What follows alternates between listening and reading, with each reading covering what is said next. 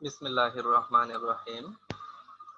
জাতীয় বিশ্ববিদ্যালয়ের অনলাইন ক্লাসে সবাইকে স্বাগতম। করোনাকালীন শিক্ষা কার্যক্রম চলমান রাখার স্বার্থে জাতীয় বিশ্ববিদ্যালয়ের উদ্যোগে অনলাইন ক্লাসে সংযুক্ত হতে পেরে আমি আনন্দিত।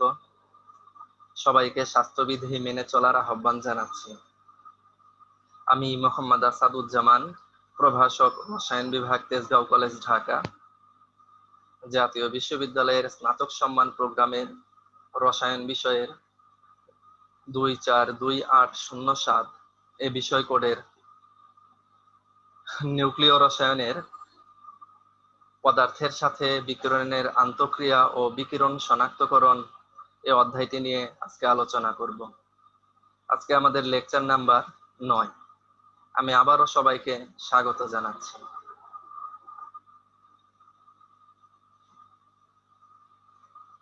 এই পদার্থের সাথে আমাদের বিকিরণের আন্তঃক্রিয়া ও বিকিরণ শনাক্তকরণ এই অধ্যায়ের আলোচ্য সূচি সমূহ হচ্ছে: পদার্থের সাথে তেজস্ক্রিয় বিকিরণের আন্তঃক্রিয়া ও আয়ন যুগল সৃষ্টিতে শক্তি ক্ষয়, আলফা কণার আধান, ভর ও বেগ নির্ণয়, আলফা কণার পথসীমা ও গাইগার নেটাল সূত্র, পদার্থের মধ্যে আলফা কণার শক্তি ক্ষয়, বিটা কণার শোষণ ও পথসীমা এবং ব্রেমস-স্ট্রাহলুং, পদার্থের সাথে গামা রশ্মির আন্তঃক্রিয়া, আলোক তড়িৎ প্রভাব, কম্পটন প্রভাব, যুগল উৎপাদন, যুগল সৃষ্টির ফার্মি-ডিরাকের তত্ত্বের মূল বক্তব্য, যুগল বিন্যাস বা ইলেকট্রন পজিট্রন বিন্যাস, আয়নীকরণ প্রকোষ্ঠ, উইলসন মেঘ প্রকোষ্ঠ, বুদবুদ বা বাবল প্রকোষ্ঠ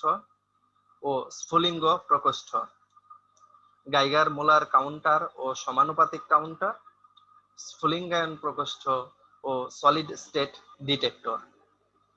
এই বিষয়সমূহ এই আমাদের পদার্থের সাথে বিকিরণের আন্তঃক্রিয়া ও বিকিরণ শনাক্তকরণ নামক অধ্যায়টির আলোচ্য সূচি। পদার্থের সাথে তেজস্ক্রিয় বিকিরণের আন্তঃক্রিয়া।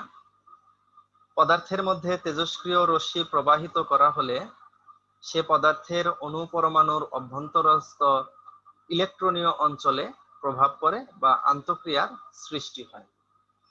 অর্থাৎ তেজস্ক্রিয় বিকিরণের সাথে অণু পরমাণুর আন্তঃক্রিয়া সংঘটিত হয় এবং এর ফলে যে সমস্ত বিষয়গুলো সৃষ্টি হয়: এক, তেজস্ক্রিয় রশ্মি পদার্থের মধ্য দিয়ে চলার সময় পরমাণুর বহিঃস্তরের ইলেকট্রন উত্তেজিত হয় এবং অনেক সময় উত্তেজিত হয়ে ইলেকট্রনেরও নির্গমন ঘটতে পারে। পদার্থের সাথে তেজস্ক্রিয় রশ্মির আন্তঃক্রিয়ার ফলে নতুন মৌলের সৃষ্টি হয়। পদার্থের সাথে তেজস্ক্রিয়ার ফলে সংশ্লিষ্ট মৌলের নিউক্লিয়াস সাময়িকভাবে উত্তেজিত হয় অথবা চরম পর্যায়ে উত্তেজিত হয়ে নতুন নিউক্লিয়াস সৃষ্টি করে। তেজস্ক্রিয় রশ্মির আন্তঃক্রিয়ার ফলে নিউক্লিয়াসে অবস্থানরত নিউক্লিয়নগুলো উচ্চ শক্তি স্তরে গমন করে এবং বিভিন্ন ধরনের রশ্মি নির্গমন করে। তেজস্ক্রিয় রশ্মির আন্তঃক্রিয়ার ফলে পরমাণুর ইলেকট্রনীয় অঞ্চলের ক্রিয়ায় আয়ন তৈরি হয়। পদার্থের সাথে আলফা রশ্মির সংঘর্ষে শক্তির ক্ষয় হয়, যার ফলে শোষক পরমাণু উত্তেজিত হয় অথবা পরমাণুর আয়নায়ন ঘটে এবং আয়ন সৃষ্টি করে। আবার পদার্থের সাথে যদি দেখা যায় যে গামা রশ্মির সংঘর্ষে হয়, তাহলে পদার্থের সাথে গামা রশ্মির সংঘর্ষে ফোটনের শক্তি আংশিক বা সম্পূর্ণরূপে ইলেকট্রনে রূপান্তরিত হয়। এই হচ্ছে পদার্থের সাথে তেজস্ক্রিয় বিকিরণের আন্তঃক্রিয়ার সম্পর্ক। আয়ন যুগল ও আয়নীকরণ। তেজস্ক্রিয় আইসোটোপ হতে রশ্মি নির্গত হয়ে কোনো পদার্থের মধ্য দিয়ে প্রবাহিত হওয়ার সময় যে আন্তঃক্রিয়ার সৃষ্টি হয়, তার ফলে পদার্থের মধ্যস্থ পরমাণু আয়নিত হয় অথবা পরমাণু উত্তেজিত হয়। পরমাণু বেশি মাত্রায় উত্তেজিত হলে তা হতে ইলেকট্রন অপসারিত হয় এবং তা হতে ধনাত্মক আয়নের সৃষ্টি হয়। এভাবে আয়ন সৃষ্টির প্রক্রিয়াকে আয়নীকরণ বলে এবং সৃষ্ট ধনাত্মক আয়ন ও ইলেকট্রনকে একত্রে আয়ন যুগল বলে।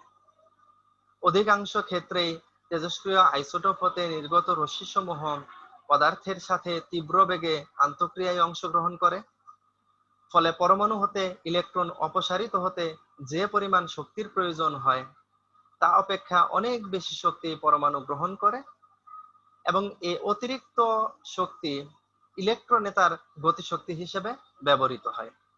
এরূপ দ্রুতগতি সম্পন্ন ইলেকট্রন দ্বারা পরমাণু আঘাতপ্রাপ্ত হলে পরমাণু হতে ইলেকট্রন অপসারিত হয় তথা আয়নীকরণ ঘটে।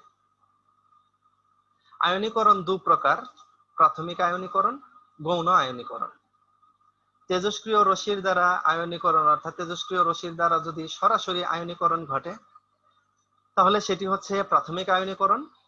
আবার প্রাথমিক আয়নীকরণে নির্গত ইলেকট্রন দ্বারা সৃষ্ট আয়নীকরণকে মাধ্যমিক বা গৌণ আয়নীকরণ বলে। এদের মধ্যে পার্থক্যও রয়েছে। পার্থক্যগুলো কি কি? পার্থক্য হচ্ছে যে প্রাথমিক আয়নীকরণ হলো যে তেজস্ক্রিয় রশ্মির দ্বারা সরাসরি আয়নীকরণ, এটি হচ্ছে প্রাথমিক আয়নীকরণ। আর গৌণ আয়নীকরণ কাদেরকে বলেছি আমরা? যে প্রাথমিক আয়নীকরণে নির্গত ইলেকট্রন দ্বারা সৃষ্ট আয়নীকরণকে মাধ্যমিক বা গৌণ আয়নীকরণ আমরা বলি। প্রাথমিক আয়নীকরণে সৃষ্ট মুক্ত ইলেকট্রনের শক্তি অনেক বেশি হয়। গৌণ আয়নীকরণে সৃষ্ট মুক্ত ইলেকট্রনের শক্তি তুলনামূলকভাবে কম হয়। প্রাথমিক আয়নীকরণ দ্বারা সৃষ্ট আয়ন যুগলের সংখ্যা কম হয়ে থাকে, আর অধিকাংশ ক্ষেত্রে গৌণ আয়নীকরণ দ্বারা সৃষ্ট আয়ন যুগলের সংখ্যা বেশি হয়ে থাকে। প্রাথমিক পদার্থের সাথে তেজস্ক্রিয় রশ্মির আন্তঃক্রিয়ার ফলে প্রাথমিক আয়নীকরণ সংঘটিত হয়, আর প্রাথমিক আয়নীকরণের পরে গৌণ আয়নীকরণ সংঘটিত হয়। অর্থাৎ প্রাথমিক আয়নীকরণ না হলে গৌণ আয়নীকরণ সম্ভব নয়। এই হচ্ছে প্রাথমিক আয়নীকরণ আর গৌণ আয়নীকরণের পার্থক্য। আয়ন যুগল সৃষ্টিতে শক্তি ক্ষয়। পদার্থের মধ্য দিয়ে তেজস্ক্রিয় রশ্মি, তেজস্ক্রিয় আইসোটোপ হতে নির্গত আলফা, বিটা বা গামা রশ্মি যাওয়ার সময় রশ্মিসমূহ আয়ন যুগল সৃষ্টি করে।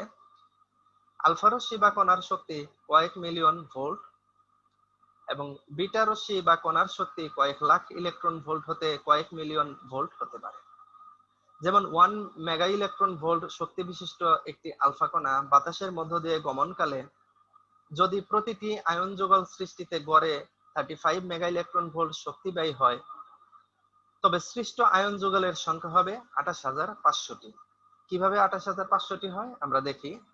আমরা দেখলাম যে একটি আয়ন যুগল সৃষ্টিতে আমাদের শক্তি ব্যয় হচ্ছে হলো 35 মেগা ইলেকট্রন ভোল্ট। তাহলে আবার 1 মেগা ইলেকট্রন ভোল্ট সমান হচ্ছে হলো 10,000 ইলেকট্রন ভোল্ট। একটু এখানে সামান্য মিস্টেক আছে যে একটি আয়ন যুগল সৃষ্টিতে 35 ইলেকট্রন ভোল্ট শক্তি ব্যয় হয়, 35 মেগা ইলেকট্রন ভোল্ট না, 35 ইলেকট্রন ভোল্ট। এখানে একটু মিস্টেক আছে। প্রিয় শিক্ষার্থীরা, তোমরা একটু ক্ষমা সুন্দর দৃষ্টিতে বিষয়টা দেখবে। তো একটি আয়ন যুগল সৃষ্টিতে 35 ইলেকট্রন ভোল্ট শক্তি ব্যয় হয়, তাহলে 1 মেগা ইলেকট্রন ভোল্ট সমান হচ্ছে হলো 10 লাখ ইলেকট্রন ভোল্ট। তাহলে আমরা এইভাবে বলতে পারি যে 35 ইলেকট্রন ভোল্ট শক্তি ব্যয় হয় একটি আয়ন যুগল সৃষ্টিতে, তাহলে 10 লাখ ইলেকট্রন ভোল্ট শক্তি ব্যয় হয় কতগুলো আয়ন সৃষ্টিতে। তাহলে 10 লাখকে আমরা যদি 35 দ্বারা ভাগ করি আমাদের মান আসে 28,571 এর মতো। তাহলে এই জন্যই বলা হয়েছে যে অর্থাৎ এই ক্ষেত্রে 1 মেগা ইলেকট্রন ভোল্ট শক্তি বিশিষ্ট একটি আলফা কণা বাতাসের মধ্য দিয়ে গমনকালে যে প্রতিটি আয়ন যুগল সৃষ্টিতে যদি গড়ে 35 ইলেকট্রন ভোল্ট শক্তি ব্যয় হয়, তাহলে মোট সৃষ্ট আয়ন যুগলের সংখ্যা হবে 28,500। আবার 0.2 মেগা ইলেকট্রন ভোল্ট শক্তি বিশিষ্ট বিটা কণা বাতাসের মধ্য দিয়ে গমনকালে যদি প্রতিটি আয়ন যুগল সৃষ্টিতে গড়ে 34 ইলেকট্রন ভোল্ট শক্তি ব্যয় হয়, এটা কিন্তু মেগা ইলেকট্রন ভোল্ট না, এটা হবে হচ্ছে 34 ইলেকট্রন ভোল্ট শক্তি ব্যয় হয়, তবে মোট সৃষ্ট আয়ন যুগলের সংখ্যা হবে 6000টি। আমরা জানি 0.2 ইলেকট্রন ভোল্ট সমান হচ্ছে 2 লাখ ইলেকট্রন ভোল্ট, তাহলে মোট আয়ন যুগলের সংখ্যা হচ্ছে 2 লাখকে আমরা 34 দ্বারা যদি ভাগ করি 5,882টি। অতএব একথা আমরা বলতে পারি যে এই যে আয়ন যুগল যেটা আছে, এই আয়ন যুগল একটি পরিসংখ্যানিক ঘটনা। তেজস্ক্রিয় আইসোটোপ হতে নির্গত রশ্মি ও পদার্থের আন্তঃক্রিয়ায় যে পরিমাণ শক্তি ক্ষয় হয় তা দুটি বিষয়ের উপর নির্ভর করে, যেমন এক পদার্থের প্রকৃতি, দুই হচ্ছে তেজস্ক্রিয় রশ্মির প্রকৃতি। আয়ন যুগল সৃষ্টিতে যে শক্তি ক্ষয় হয় তার বৈশিষ্ট্যগুলো হলো, রশ্মির শক্তি শুধুমাত্র আয়ন যুগল সৃষ্টিতেই নয় বরং পরমাণুকে উত্তেজিত করে। এ কারণেই এ শক্তি পদার্থের আয়নীকরণ বিভব অপেক্ষা বেশি হয়ে থাকে। রশ্মির শক্তি ক্ষয়ের পরিমাপ ক্ষয়ের পরিমাণ মাধ্যমের উপর নির্ভর করে।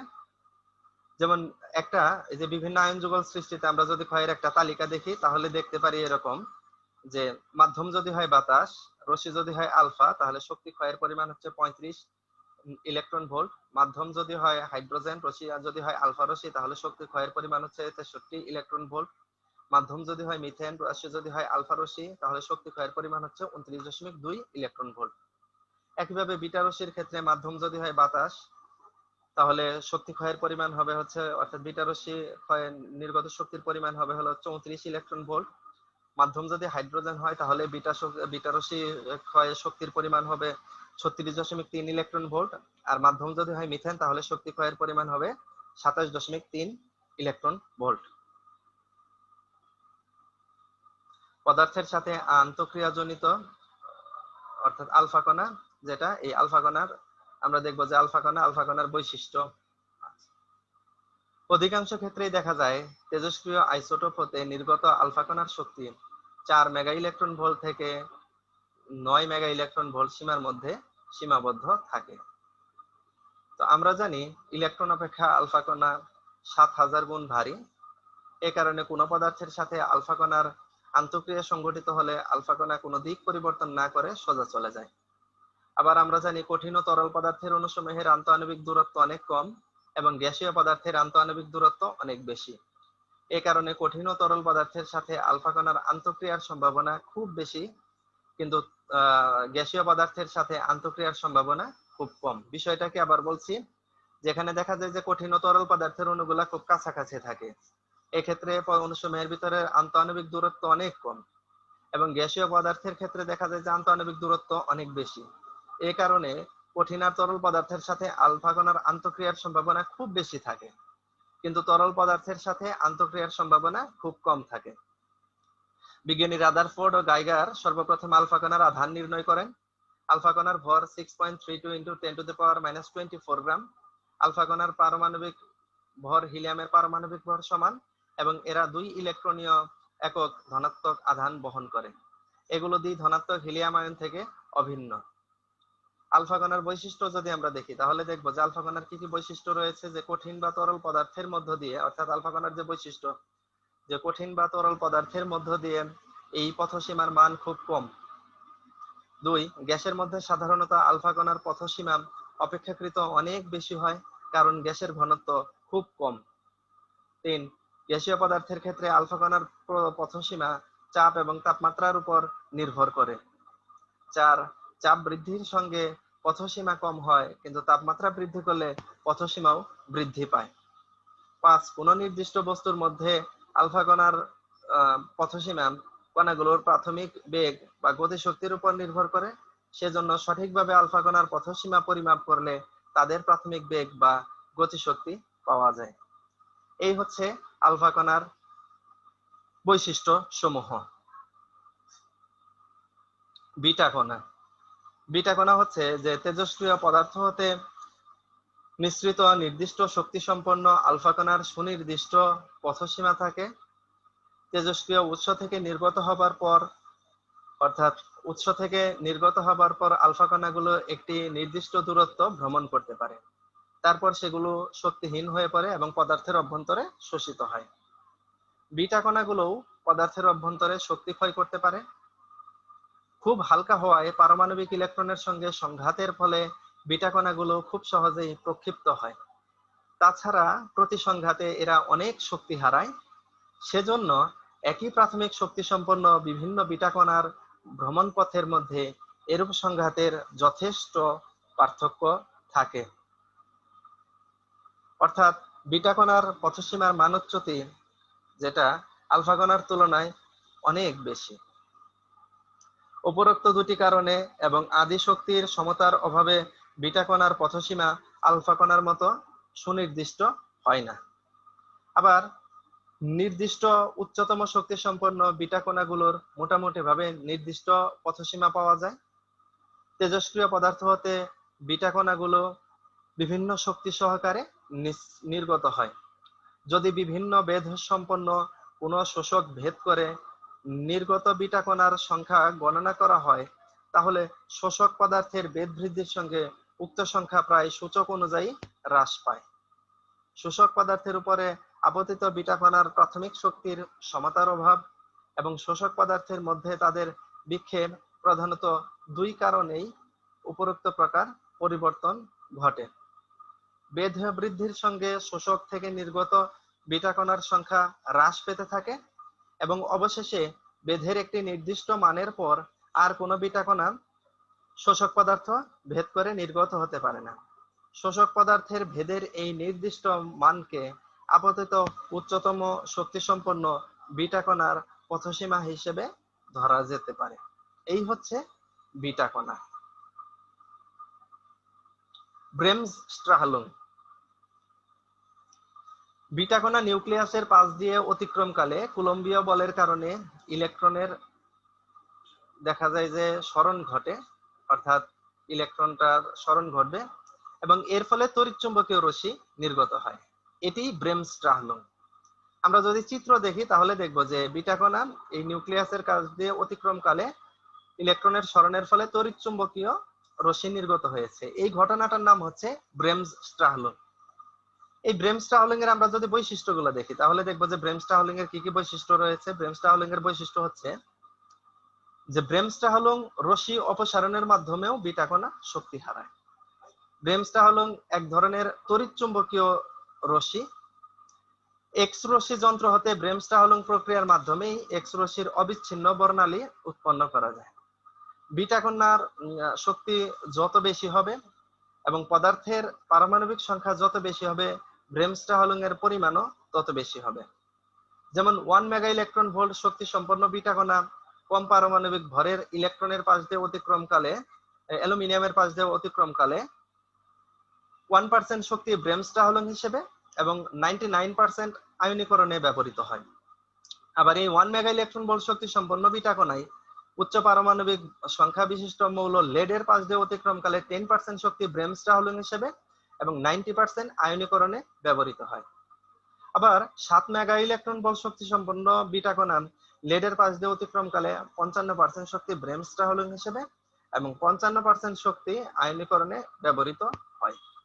এই হচ্ছে ব্রেমস-স্ট্রাহলুং।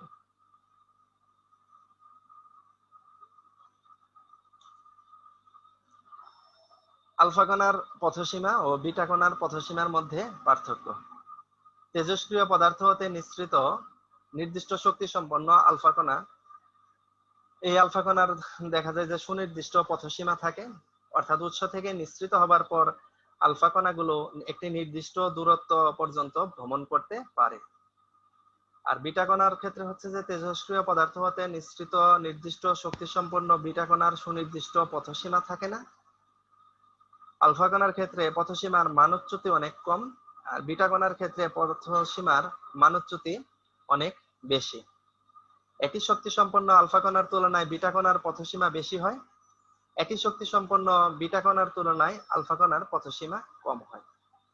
আলফা কণার পথসীমা ক্ষুদ্র হয় আর বিটা কণার পথসীমা দীর্ঘ হয়। এই হচ্ছে আমাদের আলফা কণা ও বিটা কণার পথসীমার পার্থক্য।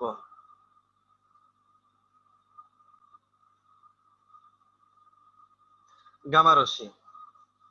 আলফা বা বিটা ক্ষয়ের পরে অবশিষ্ট নিউক্লিয়াস অনেক সময় উত্তেজিত অবস্থায় থাকে। এই উত্তেজিত নিউক্লিয়াস সাধারণত 10⁻⁻13 সেকেন্ড এর মধ্যে নিম্নতর শক্তি স্তরে তড়িৎচুম্বকীয় বিকিরণ নিঃসরণ করে। নিউক্লিয়াস হতে নিঃসৃত এরূপ তড়িৎচুম্বকীয় বিকিরণকে গামা রশ্মি বলে। এই রশ্মির ভেদ্যতা আলফা ও বিটা রশ্মির তুলনায় অনেক বেশি। দৃশ্যমান, অতিবেগুনি ও অবলোহিত বিকিরণের ন্যায় গামারশ্মিও একটি তড়িৎচুম্বকীয় বিকিরণ। গামারশ্মির তরঙ্গ দৈর্ঘ্য এদের তুলনায় অনেক কম বলে এটি অত্যন্ত শক্তিশালী। পদার্থের সাথে আলফা কণা, বিটা কণা বহু সংঘর্ষের মাধ্যমে শক্তি হারায়। অন্যদিকে গামারশ্মি একটি বা দুটি সংঘর্ষের মাধ্যমেই সম্পূর্ণ রূপে নিঃশেষিত হয়ে যায়। গামারশ্মি প্রাথমিক আয়নীকরণ দ্বারা দুই একটি আয়ন যুগল সৃষ্টি করে এবং গৌণ আয়নীকরণ দ্বারা অধিকাংশ আয়ন যুগল গঠন করে। এ রশ্মি কোনো বিক্রিয়া ছাড়াই কয়েক মিটার পর্যন্ত যেতে পারে।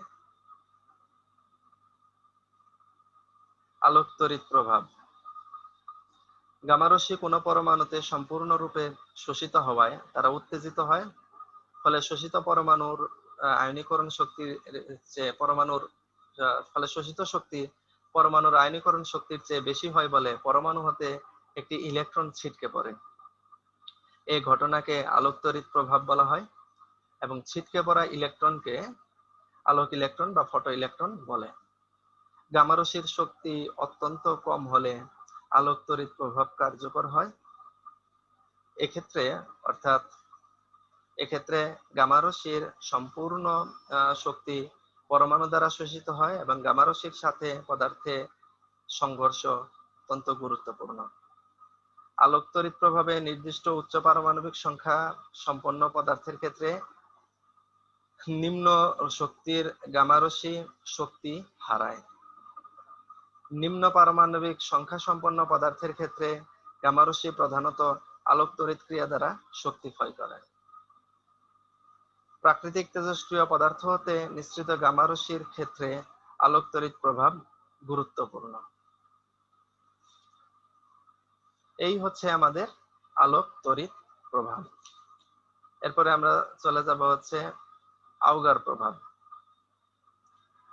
আবার কতিপয় ক্ষেত্রে দেখা যায় ইলেকট্রন অণু বা পরমাণুর সর্ববহিস্থ স্তর হতে নির্গত না হয়ে অভ্যন্তরীণ শক্তি স্তর হতে নির্গত হয়। তখন অভ্যন্তরীণ ফাঁকা স্থান পূরণ করার জন্য উপরের কক্ষপথ হতে ইলেকট্রন নিম্ন শক্তির ফাঁকা কক্ষপথে প্রবেশ করে, ফলে ইলেকট্রন নির্গত হয়। এরূপ প্রভাবকে আউগার প্রভাব বলে এবং নির্গত ইলেকট্রনকে আউগার ইলেকট্রন বলে। আবার বলছি যে কতিপয় ক্ষেত্রে ইলেকট্রন অণু বা পরমাণুর সর্ববহিস্থ স্তরে হতে নির্গত হবার কথা থাকলেও সেই স্তর থেকে নির্গত না হয়ে অভ্যন্তরীণ শক্তি স্তর হতে নির্গত হয়। তখন অভ্যন্তরীণ স্তর ফাঁকা পূরণ করার জন্য উপরের কক্ষপথে ইলেকট্রন নিম্ন শক্তির ফাঁকা কক্ষপথে প্রবেশ করে, ফলে ইলেকট্রন নির্গত হয়। এরূপ প্রভাবকে আউগার প্রভাব বলে এবং নির্গত ইলেকট্রনকে আউগার ইলেকট্রন বলে। কম্পটন প্রভাব। ফটনের সাথে একটি মুক্ত বা আধান মুক্ত ইলেকট্রনের বিক্ষেপণকে কম্পটন প্রভাব বলে। অর্থাৎ গামারশ্মি একটি মুক্ত ইলেকট্রনের সাথে অস্থিতিস্থাপক সংঘর্ষ করলে গামারশ্মির একটি অংশ ইলেকট্রন পায় এবং অবশিষ্ট অংশ নিয়ে গামারশ্মি বিক্ষিপ্ত হয়। এই ঘটনাকে কম্পটন ইফেক্ট বলে। এই কম্পটন ইফেক্টের আমরা যদি বৈশিষ্ট্যগুলো দেখি তাহলে হচ্ছে যে কম্পটন প্রভাবে গামারশ্মি সম্পূর্ণরূপে নিঃশেষ হয়ে যায় না। কম্পটন প্রভাবের ক্ষেত্রে রশ্মি সম্পূর্ণরূপে নিঃশেষ হয় না, বরং কিছু পরিমাণ শক্তি ইলেকট্রনে স্থানান্তরিত হয় বলে পরমাণু বা অণু হতে ইলেকট্রন অপসারিত হয়।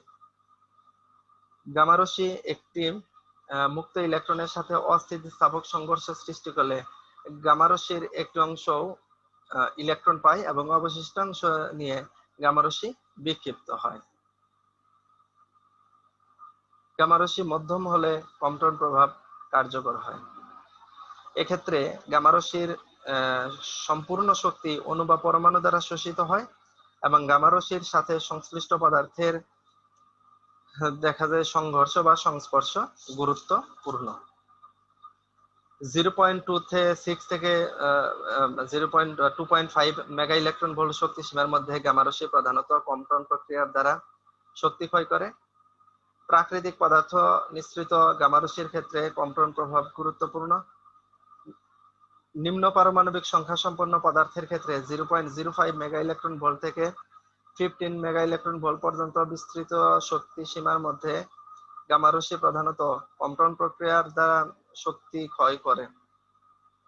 কম্পটন প্রভাবের ফলে গামারশ্মির শক্তি হ্রাসের সাথে সাথে কম্পন সংখ্যা হ্রাস পায় তথা তরঙ্গ দৈর্ঘ্য বৃদ্ধি পায় এবং গামা রশ্মির পুরোনো পথ বেঁকে যায়। এই হচ্ছে কম্পন প্রভাব। তেজস্ক্রিয় কণা উদ্ঘাটন বা শনাক্তকরণের মূলনীতি।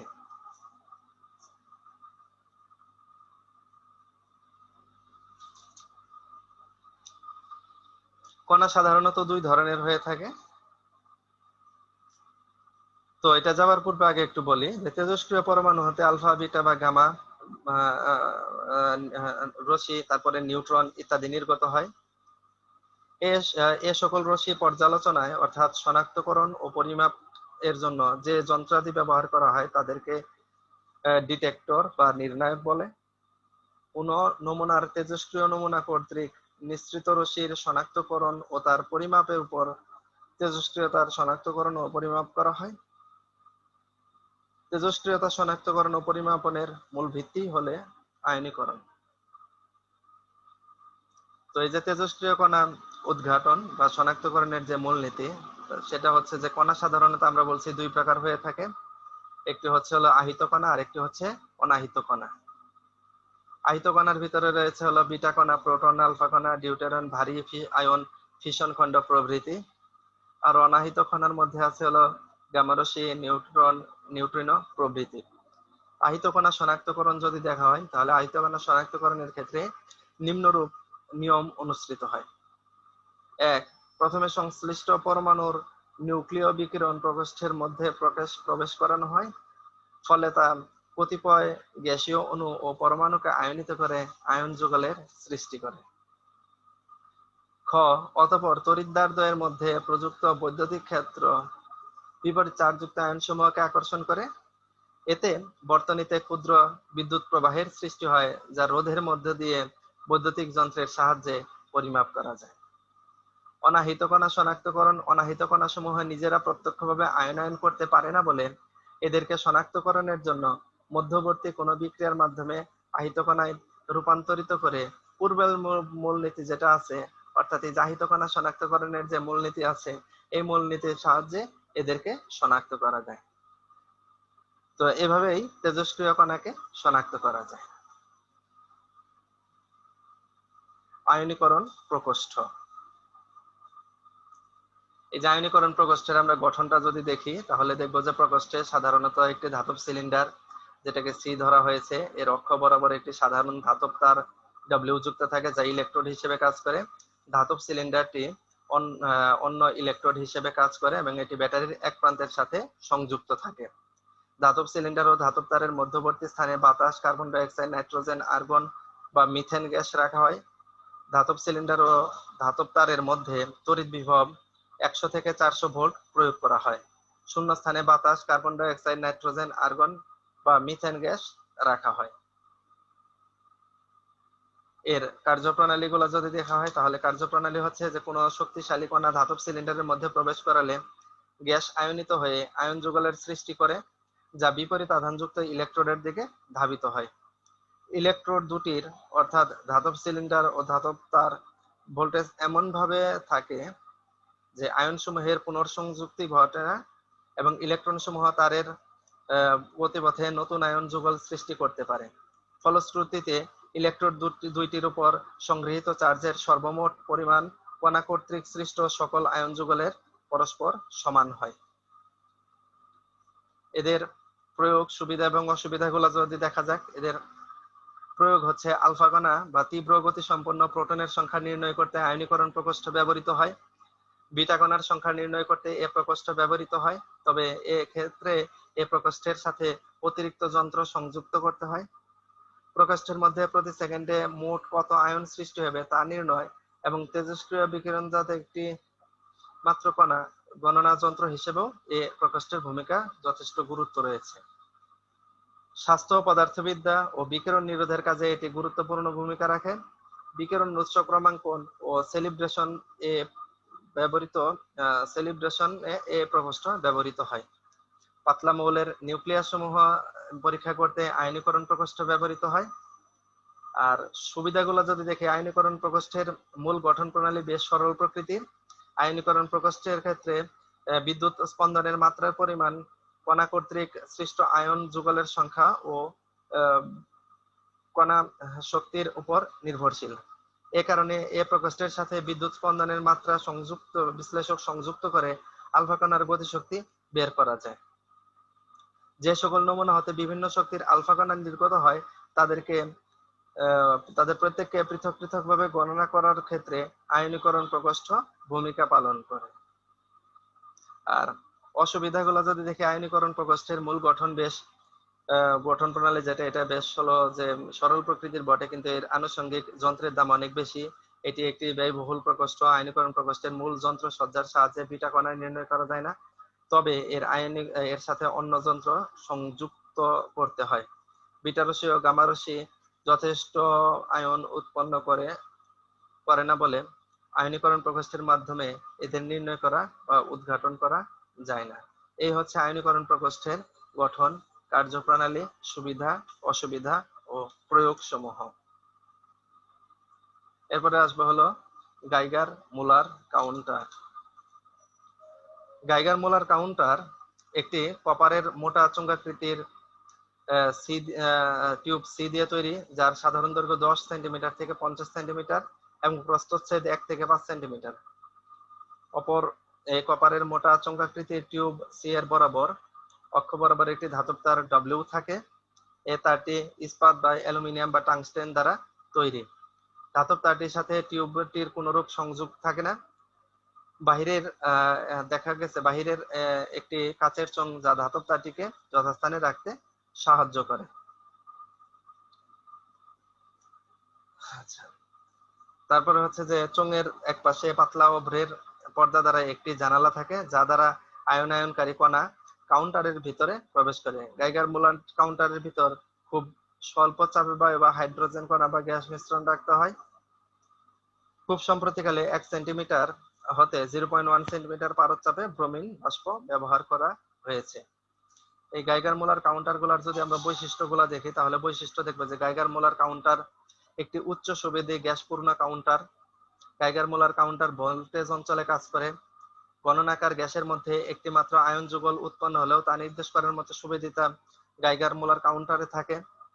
গাইগার মুলার কাউন্টারে সৃষ্ট অ্যানোডে সৃষ্ট বৈদ্যুতিক ঝলকের বিস্তার সবসময় সমান থাকে। প্রতিটি আয়ন উৎপাদক বা কণার অনুপ্রবেশের পর গাইগার মুলার কাউন্টারটি বেশ কিছুক্ষণ সময় ধরে কার্যকারিতা হারায়। এ সময়কে অসংবেদী বা ইনসেনসিটিভ টাইম বলে। গাইগার মুলার কাউন্টারের ক্ষেত্রে পালস ভোল্টেজ অত্যাধিক হওয়ায় বিবর্ধনের প্রয়োজন হয় না। গাইগার মালভূমির দৈর্ঘ্য মালভূমির নতি বা ঢাল এবং মৃত সময় বা নিষ্ক্রিয় সময়ের উপর গাইগার মুলার কাউন্টারের গুণগত মান নির্ভর করে। একটি আদর্শ গাইগার মুলার কাউন্টারের ঢাল প্রতি 100 ভোল্টের প্রায় 3%। গাইগার মুলার কাউন্টারের ক্ষেত্রে শক্তি সরবরাহ নিয়ন্ত্রণ করার কোনো প্রয়োজন হয় না।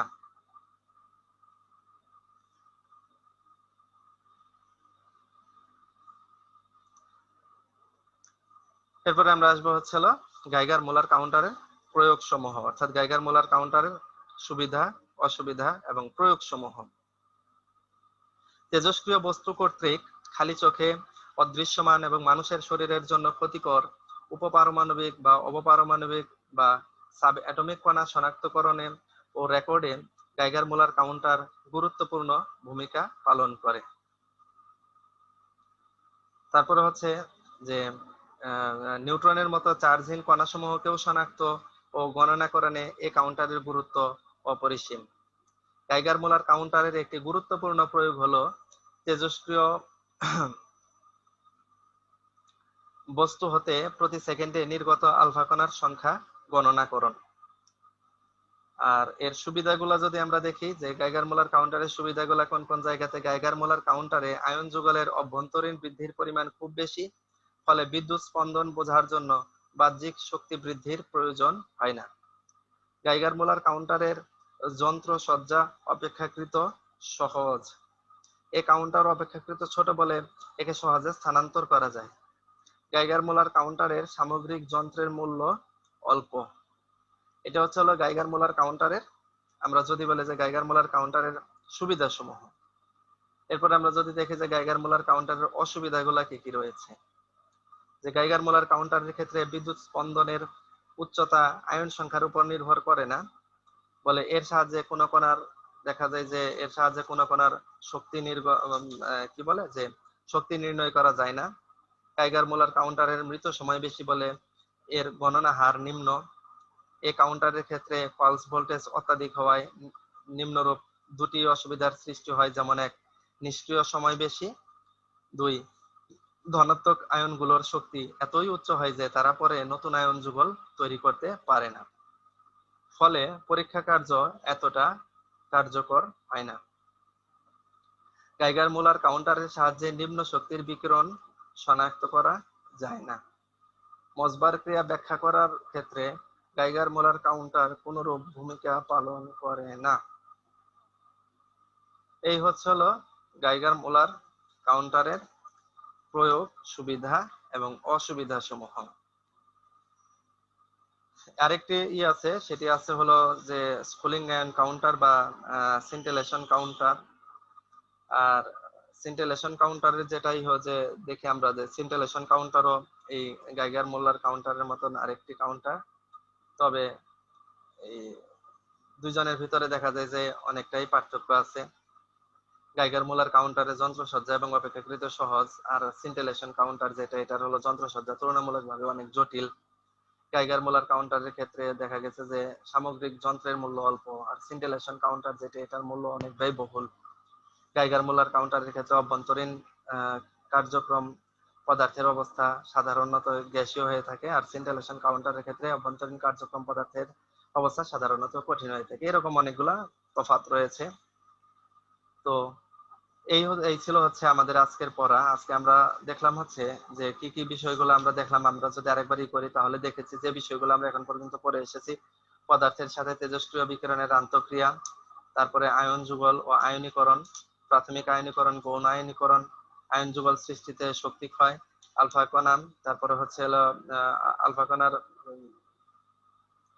বৈশিষ্ট্য সমূহ, তারপরে ছিল আমাদের বিটা কণা, ব্রেমস্ট্রাহলুং, আলফা কণার পথসীমা ও বিটা কণার পথসীমার পার্থক্য, তারপরে গামা রশ্মি, আলোক তড়িৎ প্রভাব, কম্পন প্রভাব, তারপরে ছিল এই আর কি বিভিন্ন কাউন্টার ছিল। আমরা দেখছিলাম যে আয়নীকরণ প্রকোষ্ঠ, তারপরে আয়নীকরণ প্রকোষ্ঠের পরে আমরা দেখলাম গাইগার মুলার কাউন্টার। এই বিষয়গুলাই ছিল আমাদের এই অধ্যায়ের আলোচ্য বিষয়। তো তোমাদের ক্ষেত্রে তোমাদের কাছে থাকবে, অনুরোধ থাকবে যে আজকে যে টপিকসটুকু দেখানো হলো এই টপিকসটুকু একটু বাসায় পড়ো, এবং টপিকস যদি আজকের এই ক্লাসটুকু যদি তোমাদের থাকে, অর্থাৎ একটু যদি এটা এই অনলাইন ক্লাসের পরে একটু যদি বাসায় ঠিকঠাক মতো পড়ো, ইনশাল্লাহ কোনো সমস্যা হবে না। তো আমি আবারও তোমাদের সুস্বাস্থ্য এবং দীর্ঘায়ু কামনা করছি।